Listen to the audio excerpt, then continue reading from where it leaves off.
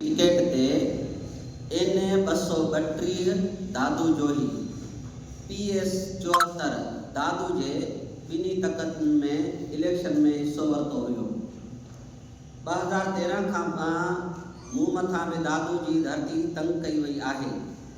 मूं मथां कूड़ियूं 302 मुल्क के खिलाफ बगावत बम धमाकनि जूं काफ़ी FIRs दाख़िल करे मुसलसिल ज़िंदाननि में क़ैद रखियो वियो।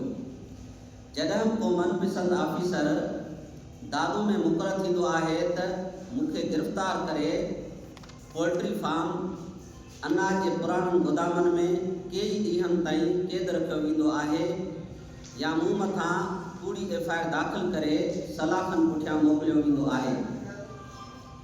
11 मई 2013 ते इलेक्शन थी गुज़रियो। 13 जून ते मुंहिंजो नालो कारे कानून 4th शेड्यूल में दर्ज करे मूंखे 4th शेड्यूल में पाबंद कयो वियो। 4th शेड्यूल जो टाइम पीरियड 3 साल हूंदो आहे ऐं आउं मुसलसिल 12 सालनि खां 4th शेड्यूल में पाबंद आहियां।